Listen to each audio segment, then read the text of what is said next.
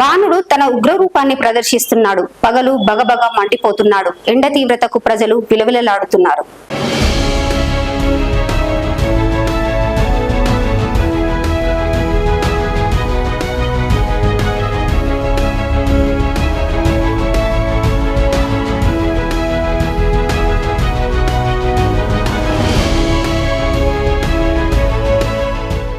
మే ఎండలు దంచి కొడుతున్నాయి.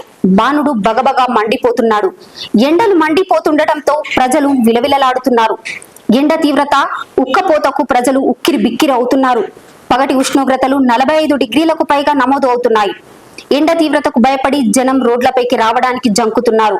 ఉదయం సాయంత్రం పూటల్లో బయట పనులు చూసుకొని పగటి పూట ఇంటికే పరిమితమవుతున్నారు. అత్యవసరం అయితే తప్ప ప్రజలు పగలు ఇండ్ల నుండి బయటకు వెళ్లడం లేదు. దీనితో నిత్యం రద్దీగా ఉండే పెద్దపల్లి జిల్లా కేంద్రం పగలు నిర్మానుషంగా దర్శనమిస్తుంది. రోడ్లన్నీ బోసిపోతున్నాయి. తప్పనిసరి పరిస్థితుల్లో బయటకు వెళ్లే ప్రజలు ఎండను తట్టుకునేందుకు కొందరు గొడుగులు వాడుతుంటే మరికొందరు కర్చీఫ్లు, కండువాలు, క్యాపులు తలపై ధరిస్తున్నారు.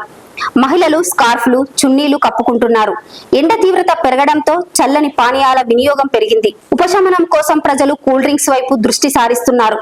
నిమ్మరసం, కొబ్బరి బోండాలు, లస్సీ, చెరుకు రసం, ఫ్రూట్ జ్యూస్ తాగేందుకు ప్రజలు మొగ్గు చూపుతున్నారు. ఎండ తీవ్రత మరింత పెరిగే అవకాశం ఉందని టీజీఐసీసీసీ అధికారులు ప్రకటించారు.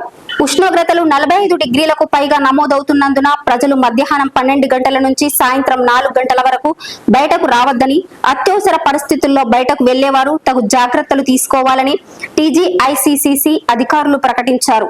అలాగే ఎండ తీవ్రత ఎక్కువగా ఉన్నందున ఆరోగ్యంగా ఉండడం కోసం పలు జాగ్రత్తలు తీసుకోవాలని, ప్రతిరోజు 3 నుండి 4 లీటర్ల వాటర్ తాగాలని, మజ్జిగ, కొబ్బరి నీళ్లు, నిమ్మరసం, ఓఆర్ఎస్ తీసుకోవాలని సూచించారు.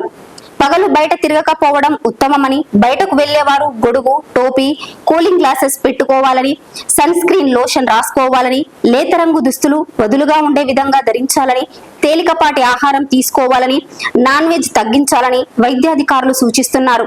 వడదెబ్బ తగిలి తలనొప్పి, జ్వరం, వాంతులు ఉంటే ఆసుపత్రికి వెళ్లాలని వైద్య నిపుణులు సూచిస్తున్నారు. సో మనం ఈ మధ్యన గమనిస్తున్నది ఏంటంటే టెంపరేచర్ క్రమక్రమంగా పెరిగి ఇప్పుడు ఇది ఒక రకంగా బాగా డేంజర్ జోన్లోకి పోతున్నాం మనం. సో ఇంత తీవ్రమైన ఎండలు భరిస్తున్న ప్రజలకు సో కంపల్సరీగా మీరు ఒక 3 నుంచి 4 లీటర్ల వాటర్ కానివ్వండి, నిమ్మరసం కానివ్వండి, మజ్జిగ కానివ్వండి, కొబ్బరి నీళ్ళు కానివ్వండి కంపల్సరీగా తీసుకోవాలి తీసుకోవాలి బారిన పడకుండా ఉండడానికి.